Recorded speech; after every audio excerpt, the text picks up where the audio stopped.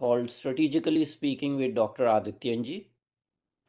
Here we are having a conversation with Professor Sato Yoichiro, who is Professor and Dean at the College of Asia-Pacific Studies and Dean of Graduate School of Asia-Pacific Studies at the Ritsumeikan University, Asia-Pacific University in Japan. Currently, he is on sabbatical and is in Poland, so he is joining us from Poland. He has a PhD degree in political science and international relations from University of Hawaii. And we are very pleased to say that Professor Sato has appeared on our platform several times in various sort of features, including roundtable discussions as well as distinguished lectures. Today is Monday, March 23rd, 2026, and it is approximately 6 a.m., a few minutes before 6 a.m. Eastern Standard Time. And we are going to have a great conversation with Professor Sato Yoichiro on Japanese Prime Minister, very popular Prime Minister, Takaichi Sane's diplomatic engagement with the West. As everyone knows, she was in the White House with a Japan-US summit on Thursday. So let's have Professor's pulse of wisdom on what were the achievements of PM Takaichi's visit to United States. Welcome, sir. Thank you for bringing me onto the show. So, looking at the entire visit, she met one-on-one for 1.5 hours talks. Working lunch was cancelled, but there was an evening banquet. But a number of decisions were taken. And actually, these were more one-sided decisions taken by Japan. What is your take on those achievables or deliverables of this summit meeting? Okay. Well, overall, I think the meeting from the Japanese perception is very positively evaluated, and the government is claiming a success, and conservative population in Japan is largely supportive, although there were some kind of nationalist kind of rebuttal to Takaichi's charm offensive approach, but that also echoes among the left in Japan. So some people are complaining about it, but the majority, I think, was very much supportive of what was achieved in that meeting. And first of all, I think the biggest challenge was for Takaichi to judge the most immediate likelihood that Trump would ask a very tangible military contribution to reopen the Strait of Hormuz. And avoiding that kind of commitment was probably the most important and immediate issue for Japan. And on this point, Takaichi was quite successful. Although, the diplomatic exchanges of words on this point still continues, so it's not over. And the US is still seeking some tangible contributions from Japan. And the Takaichi's side is trying to explain to the Americans what kind of conditions need to be met in order for Japan to use its naval asset to involve in the reopening of the strait. Japanese constitution actually bans any offensive military activities. And in Gulf region, there's an active hot war involving multiple countries in that region.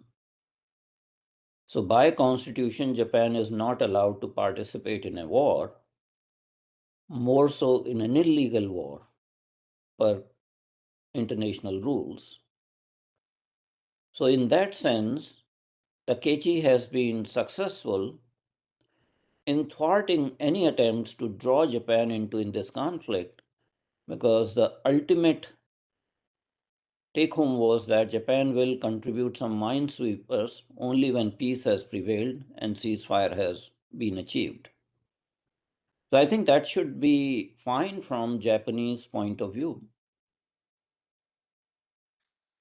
Yes, the challenge Japan faces today is very much synonymous with the challenge Japan faced in 1990.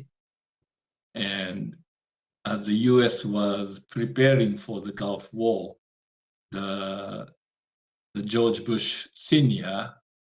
asked the then Prime Minister Toshiki Kaifu what Japan can do.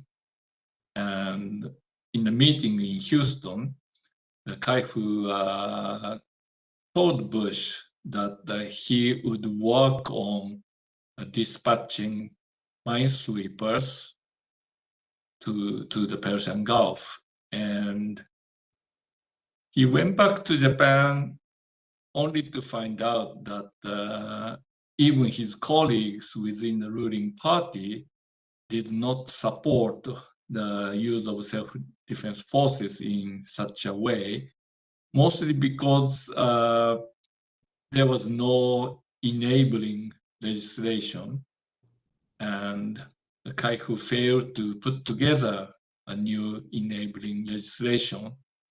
And as a result, he resigned, and that led to Japan's next prime minister, Miyazawa, to work on a new legislation to, not specific to the Gulf, but a new legislation in general to enable dispatch of self-defense forces under strict conditions. And the strict condition was actually framed in terms of the UN Security Council resolutions and within the framework of peacekeeping operation. So if it's a peacekeeping operation under UN, then you need UN mandate and you need a ceasefire condition before Japan can dispatch self-defense forces. So in the current case, this peacekeeping operation law is not applicable because even if the ceasefire is achieved at this point, there is no UN Security Council resolution on this. And as a result, Japan will not be able to dispatch. And the other existing legislations, like maritime patrol law, which was has been used for Japan's dispatch of a destroyer to the Arabian Sea after a Japanese tanker faced kind of mysterious attacks some years ago.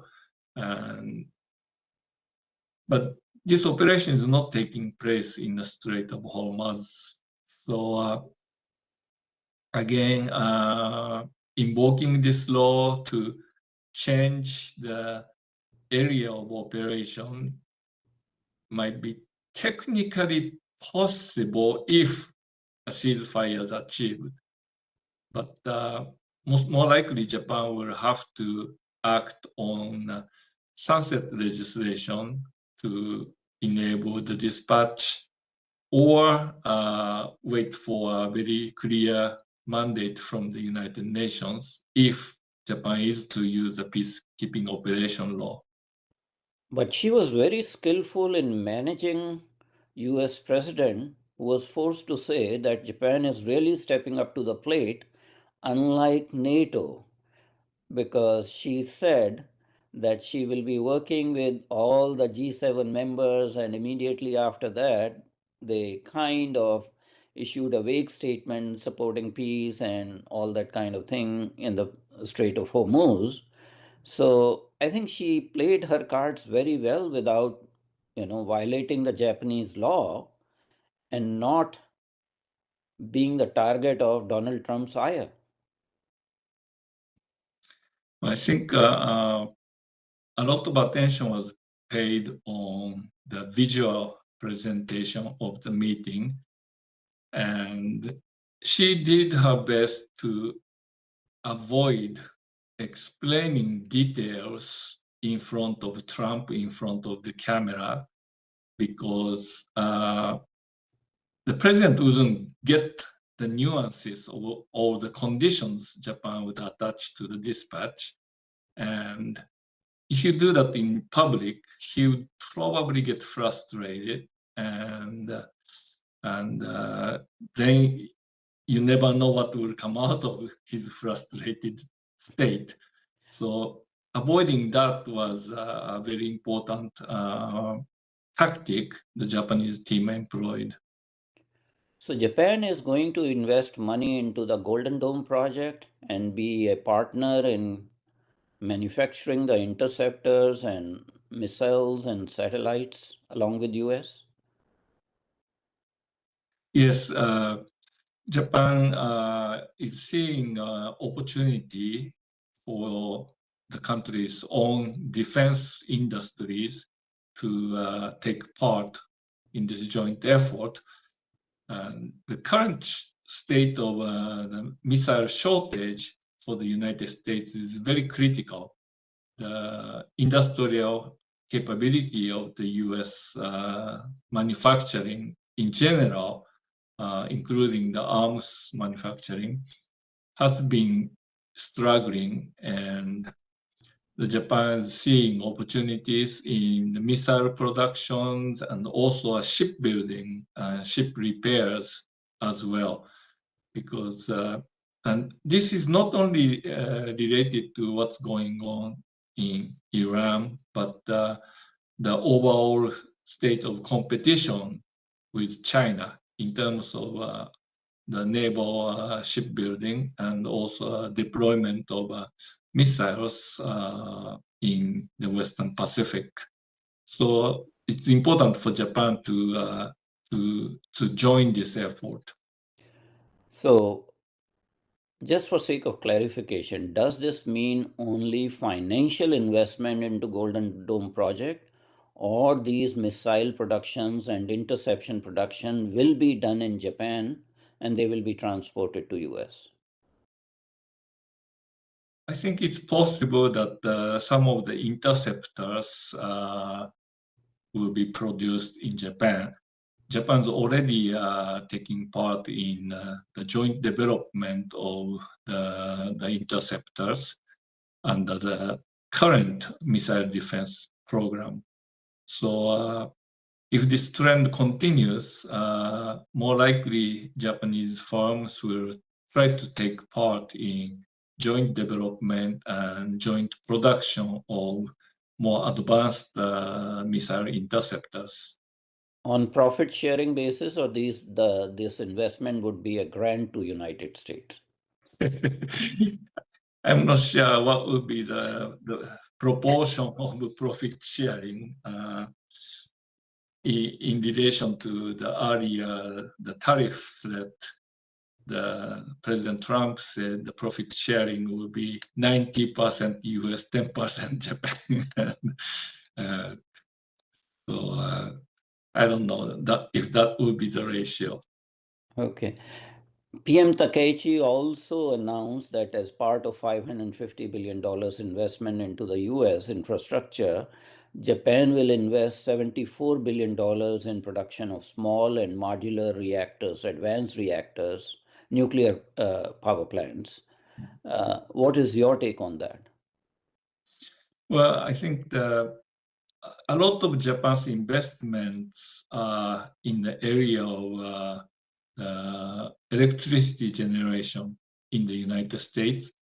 And this is very much in response to the growing demands for electricity because of the proliferation of data centers. And Japan sees the opportunity with this small reactor technology, and the joint venture headed by Hitachi is going to build small reactors in Alabama. And also the other the projects Japan announced are also in the area of power generation for this the second round of commitment by Japanese companies. One is the gas-powered power plant in Pennsylvania, and the other one is again the gas-powered power plant in Texas. So all of them respond to the growing electricity demand in the US. But also some other agreements for cooperation was also achieved. And one was on the deep seabed mining cooperation. And Japan recently discovered a deposit of rare earth elements around the Minamitori Minamitori Island. Minamitori Island. Island. Yes, and the Japan is working with the United States to explore this the rare earth deposit under the sea. So that should address some of the concerns about over dependence on the rare earth supply from China, both on the part of Japan and the US. Let me bring one issue here. Japan has previous experience of over dependencies on China on rare earths. In 2011, China sanctioned Japan and stopped actually providing rare earths to Japan because of the island disputes and fishermen's this thing. And that left a very bad taste. And that was result because Japan, put all eggs into one basket, and that one basket was China. Isn't Japan committing the same mistake by co-developing deep sea mining with United States, Minamitori Island for rare earths, that all you're doing, you are substituting your dependency from China to US? Right. It's one policy in basket of various policies Japan's conducting. The other thing Japan is doing is trying to get into recycling of rare earth elements in the United States. Mhm. Japan's already doing that within its own territory, Mhm. and doing the same thing in the United States and getting a share of the profits is the one of the policies Japan's doing. On top of that, diversifying the supply sources to other countries is also what Japan's doing, and Japan's approaching countries like Australia, Kazakhstan, and some South American countries, and as the US is trying to put pressure on South American countries to, reduce, their economic relations, especially the investment in the mining sector by China, Japan could get into the space left by this move. Okay, okay. Uh, Apart from all this, there is some comments in Japanese press about unpredictability of US-Japan relationship because of the tariff issues. And I was reading some of the editorials, and they say that that is still a matter of concern because you don't know what will happen depending on the mood of the president. There might be tariffs at some point in time. So, in the current summit, do you think Japan has warded off the threat of further tariffs from US? No, not much about the tariff issue was discussed, and also little was discussed about China. So in that sense, the U.S. will come up with a new set of tariffs, primarily against China, but we never know whether the Trump will try to, erect new tariff wars by citing different legislation after the U.S. Supreme Court rejected some of the earlier tariffs by the Trump administration. So Japan is not sure at this point what is coming, and so in that sense, I think not getting a clear commitment from the U.S. on the tariff issue during the recent summit meeting was, but if you need to deduct points from Takaichi's performance, the lack of U.S. commitment on the tariff issue was probably it. Now, the issue about China, Trump has already delayed his visit to China that was scheduled for April. And it may not have much to do with US-Japan relationship, but it has to do with US preoccupation with the Gulf War. But while consolidating the strategic relationship with Japan, US is also trying to placate China. And time and again, there's this talk of G2 condominium. And that continues to happen because President Trump is trying to give very, placatory statements about Xi Jinping and proposed visit, although it's been, postponed by a few weeks. So not much was discussed, but is there an apprehension in Japan that United States might, quote unquote, disregard Japanese strategic interests while placating Xi Jinping? Yeah, the concern has always been around, and the U.S.-China relations in the form of a G2 symmetry is something Japan is keeping very close eyes on. But having said that, I think that China has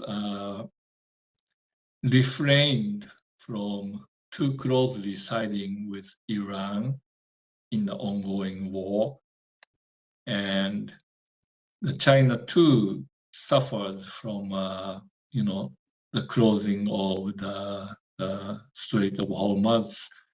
So if China wants to improve its relationship with the United States, the China will keep quiet on the ongoing war and even possibly try to apply some both negative and positive inducements on Iran, but in a very quiet manner. And if the Trump appreciates those moves and try to go easy on China on the tariff issues, that is not necessarily a bad news for Japan. So I think the Trump administration will, avoid unnecessarily poking China in the eyes, but at the same time, keeping a good balance between U.S. relation with Japan and U.S. relation with China is likely to be the path U.S. administration will take. So before this visit and before the parliamentary elections, there was a tiff between Japan and China about Prime Minister Takaichi's statement about Taiwan Strait, that that is a survival issue for Japan.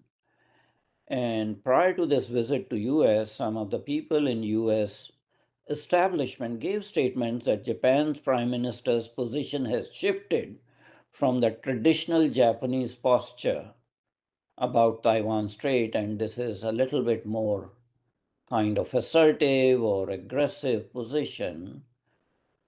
What is the reaction of Japanese, analysts about this observation in United States, not China, but in United States? Yeah, the interpretation that Japan had significantly changed its stance came from the U.S. intelligence head, and whether this was due to the kind of personal bias of the director or because of the more systematic U.S. effort to put the words into Takaichi's mouth is uncertain at this point. I tend to think it's the latter because U.S. government has been trying to do that. Even the Biden did that to Prime Minister Kishida, and Kishida dodged it. And Takaichi government denied this interpretation expressed by the U.S. intelligence director. My take is that the Japanese government hasn't changed much, but the U.S. is trying to use this as a sort of leverage to meet with the Chinese counterpart in the upcoming meeting. So, semantics apart, just in parallel to this summit in Washington, D.C., Japan decided to deploy its first domestically developed long range missiles in Kumamoto by end of March. And these are the upgraded Type 12 surface to ship missiles, which are capable of striking targets up to 1,000 kilometers away compared to the existing capability of 200 kilometers. And these missiles have been shipped from Camp Fuji to Kumamoto. Is that not reflection of Japan's concerns about Taiwan Strait incidents and happenings as a survival issue, taking a more assertive defensive posture? Yeah, very good point. The Japan's deployment of missiles in Kumamoto is symbolically significant, but still, in order to intervene in the Taiwan Strait contingency, those missiles need to be deployed on the Okinawan chain of islands. It's still not close enough. So symbolically, yes, missiles are moving westward, but Japan's still trying to send a message that it's still not explicitly committed to intervening in the Taiwan Straits and leaving a lot of things in ambiguity is the same policy Japan has been pursuing for many, many years since the late 1970s. So, PM Takaichi went on a charm offensive in Washington, D.C. You know, She was superb in her assertion of Japanese interests while placating Donald Trump. But the same thing was not reciprocated, and there was a very unfortunate comment made by the President of United States about Pearl Harbor. And I'm not sure about the Japanese press's commentary on that, but US press picked it up and felt that this was very, very disrespectful and rude to an invited guest whom you're trying to consolidate the relationship. More so because PM Takaichi had also announced that Japan will be gifting 250 cherry trees to United States on the 250th anniversary of establishment of United States. And those things do not jive. What is the opinion of Japanese analysts and political observers about this, bringing this crude remark about Pearl Harbor that was an unfortunate incident? Well, I don't think Japanese had anticipated exactly what the president is going to say, and it was a big surprise. But on that one, Prime Minister Takaichi handled it well with, little smile, awkward smile, and just, without any kind of words in response. And that probably was the best way of responding to that unfortunate remark by the US president.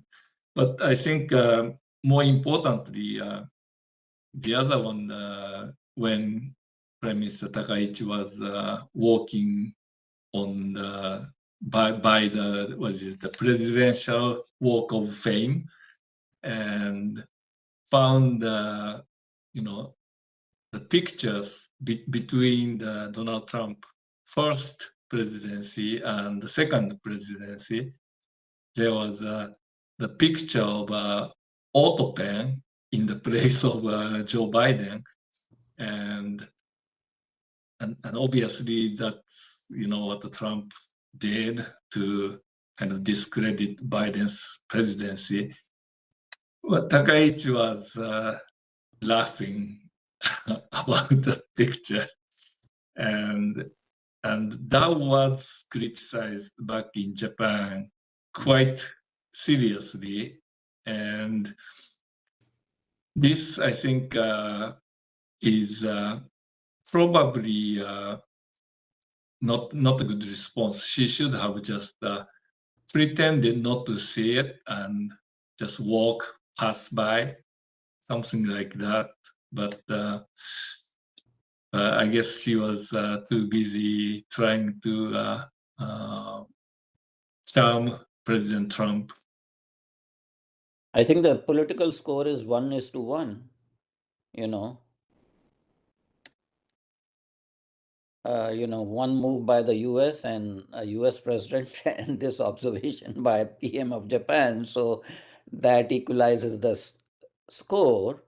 But having said that, she was very good at, flattering President Trump's ego when she made the statement that it's you, only you, Donald, that can bring peace to the entire world. And everyone knows that that statement was basically not based on truth. Well, giving him credit is okay, because Takaichi doesn't need to bring this too much international limelight onto herself. That was not the goal of this particular visit. And to her credit, her government worked behind the scene, and what they did became a kind of leverage in terms of dealing with Donald Trump. And that was the joint diplomatic statement Japan put together with key European partners to denounce Iran's attack on the civilian targets. And this statement was very cleverly done at the right moment, because it not only denounced Iran's attacks on the civilian vessels in the Strait of Hormuz, but if you read the statement carefully, without identifying the subject of the action, the statement denounces attacks on civilian oil and gas infrastructure, which implicitly includes the Israeli attack on the Iranian gas facility. And this gave a kind of even-handed notion, and putting together a broad support around this joint statement, now reaching 22 countries supporting the statement as of the last I've checked the news. And the list of European countries expanded. On top of that, other countries like Korea recently joined the statement, and so did New Zealand and ByElena. And this is a very significant diplomatic achievement the Japanese government did prior to meeting Donald Trump. Japan has diplomatic relations with Iran, unlike United States. And Japan and Iran are friendly countries, not enemy countries. Japan's hydrocarbons, 90% come from Strait of Hormuz. Is there a risk for Japan to burn or jeopardize its relationship with not just diplomatic, but also economic and related to energy needs with Iran if Japan becomes too closely identified with Israeli and US posture, which is essentially the same posture? Japan has put a lot of emphasis on the relationship with Iran, and this the particular relationship has a kind of long historical roots of some 70 years, if not longer. And when the Brits tried to blockade the Iranian oil exports, it was a Japanese oil company, Idemitsu company, which sent the Nishomaru to bring oil out of Iran by trying to dodge the British blockade. And the Iranian people still remember that. And this particular oil company was trying to compete the dominance of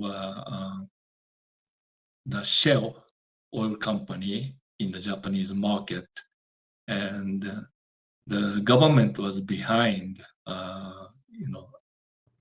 trying to keep at least one oil company, operating in Japan.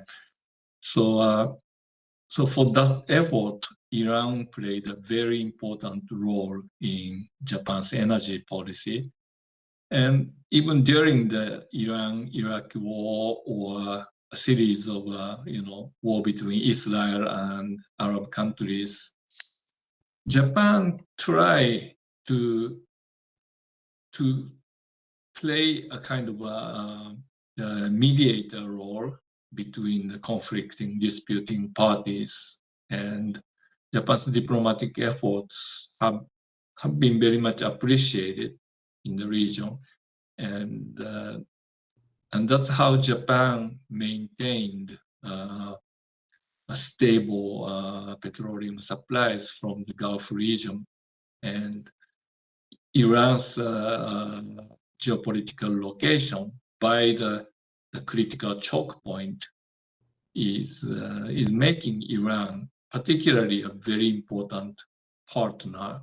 And despite the Western effort to stop Iran's nuclear enrichment activities, which is suspected to be a drive for nuclear weapons production, Japan's taking part in this effort, but with heavy focuses on diplomatic initiatives rather than the military operations. And on that, Japan and Western European countries are on the same sheet. Before this meeting with Donald Trump, there was a meeting with Canadian Prime Minister Mark Carney on March 6th. Do you want to comment upon the deliverables of that particular summit meeting compared to this one? The Japan and Canada have been working very closely to enhance their strategic partnerships. And Canada is an important player in the Group of Seven framework. And Japan is trying to balance its very close security relationship with the United States on one hand, with a closer strategic discussions with G7 partners. And this is very important because European countries do not want the NATO to be abandoned by the United States. And both Japan and the European members of G7, they want to keep the NATO alliance in place, and US commitment within that multilateral framework is a very important interest for the European countries. And both Europe and Japan want to keep the US engaged in the regional security frameworks. And in doing so, they need to coordinate their contributions to their respective alliances and prove their worthiness to the United States. And sometimes the US demands are too high, too much self-interested and ignoring the allies' interests. And Europe and Japan need to talk to the US jointly to express that kind of voices, because in the bilateral setting, Japan is not in a very good position to express opinions against the United States. Now, considering the fact that in European setup and also elsewhere, it is perceived that, like you said, inappropriate demands, people have been more explicit in calling these demands as extortion or ransom.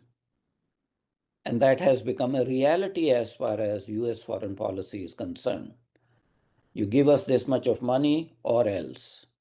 And this has been a repeated pattern or trend. Knowing what Japanese people know now, will there be in future any kind of de-risking measures? Not decoupling, but de-risking.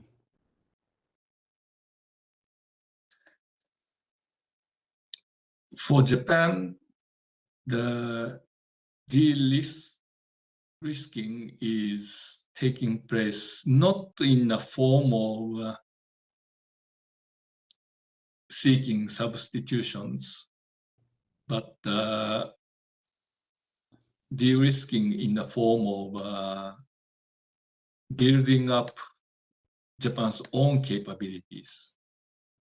And this is particularly important when, for example, Donald Trump, at the very beginning of his administration was talking about things like, oh, Japan can quadruple the host nation support for the cost of U.S. military presence in Japan.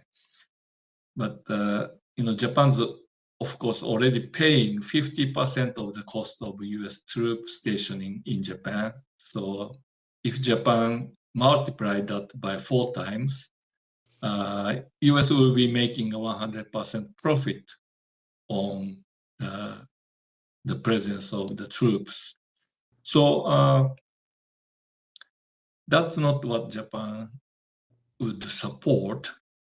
And the national security advisor to the previous Prime Minister Ishiba, Mr. Nagashima, he told the US counterparts, I think he was not Mr. Hegses, but